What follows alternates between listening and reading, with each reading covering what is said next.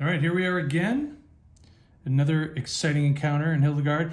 Like all the videos, if you don't know what the archers are, the archer strikes are in chapter 4, I'd recommend not watching this video until you get to that stage.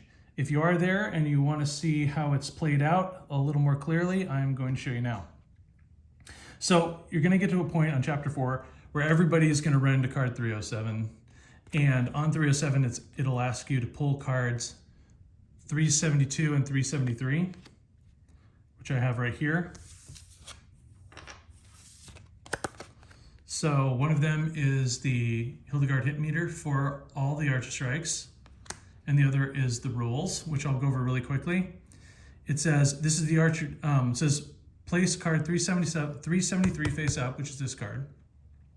Then pull and shuffle cards 374, which I've already done. They're over here. Place them in a separate stack face down. So I actually have a spot on the playmat here for the archer deck. So we'll put that there. It says, this is the archer deck. You will be instructed to pull cards from the archer deck. This is an archer strike. Any hits taken from the archers remain on Hildegard's hit meter until instructed otherwise. Any blocks placed on the hit meter are removed after each strike ends. They can be replaced when applicable on the next archer strike. When you defeat an archer, place it back in the archer deck and reshuffle, unless instructed otherwise. It says, remember, you do not get a separate set per archer. You have one set per turn, split up how you choose. All right, so all that being said, let's just take a look. So here's the hit meter that we just mentioned.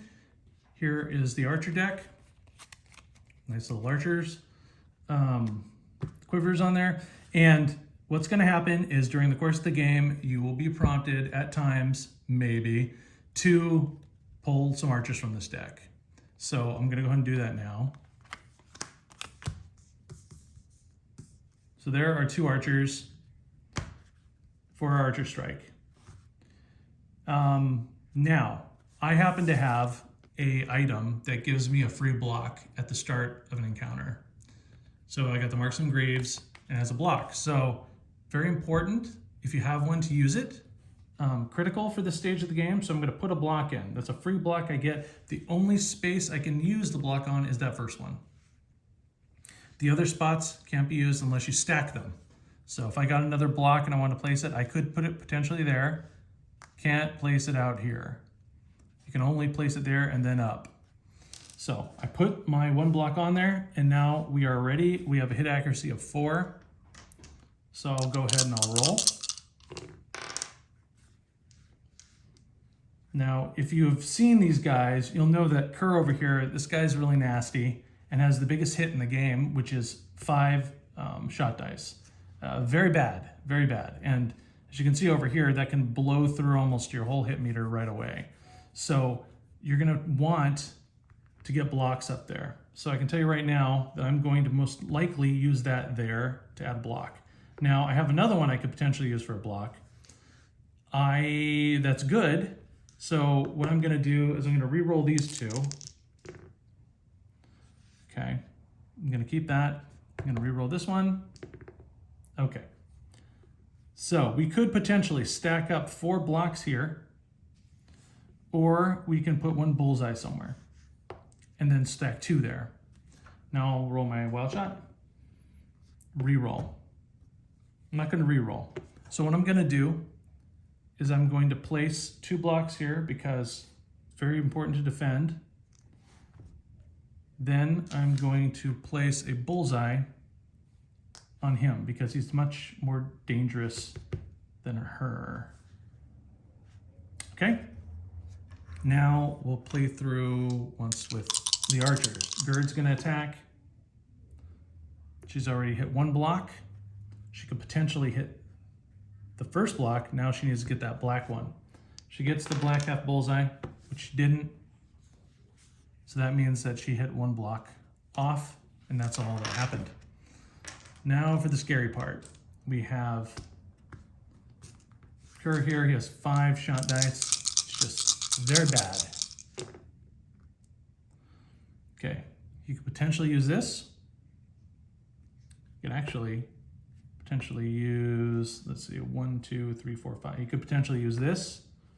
Can't use any of these things, so I'm gonna re-roll. And we'll keep this even though it really can't. Oh, actually, could use that as well. Not looking good, not looking good. Okay, let's go through these rolls here. So first off, he knocks out this block.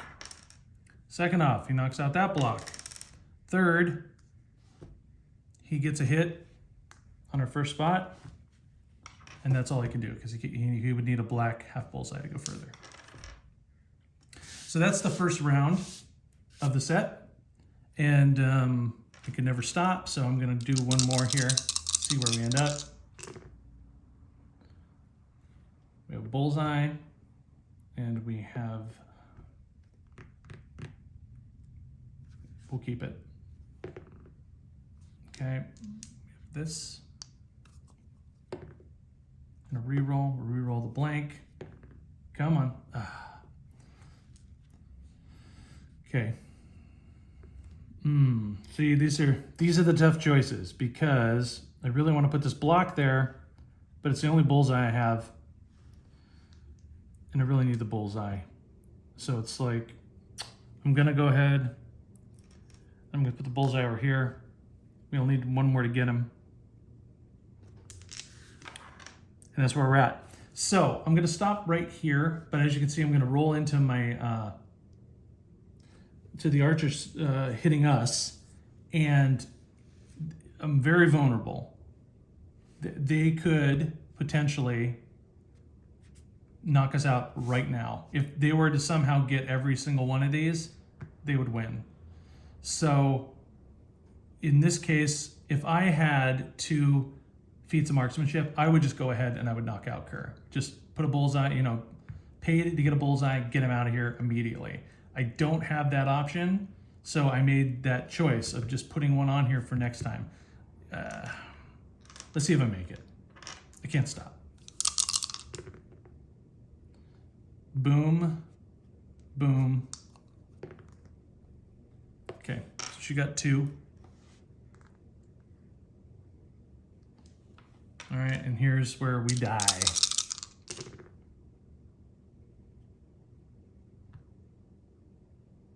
Wow, can they really not use any of this stuff? Okay. See how this is unfolding here. Oh, can't use either one. We'll just keep this one, doesn't matter. Oh yes, okay, so we lived to fight another day. All right, so we're down to there. So now the precarious position we're in is we don't have, and we only have one spot we can block now. So we have to block this one spot and we have to keep it. So let's just see if I can knock him out. Actually, you know what? I'm going to spend 1 feat. I'm going to use 5 to make sure. So there we go. I can go ahead and do that. Well, let's be smart about this. I'm going to take these 2, put them there, make sure that I get them. Then, instead of keeping this bullseye,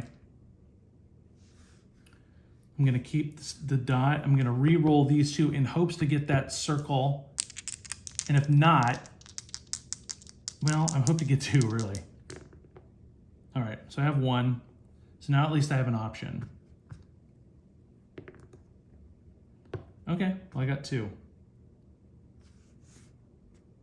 And then, okay, ooh, there we go, there we go. All right, so actually I'm gonna keep this. I'm holding on to this. I have that, and that. So this worked out. This is the best case scenario. I have 1 bullseye, 2 bullseyes, a block, and a bullseye. So he's gone with this. We got 1 hit, or we got 2 hits on Gerd, and we have a block there. So under the circumstances, that's about as good as you can do under pressure. And now I feel fairly confident that we can take care of it. I pulled those two off I shouldn't have, but there was two there.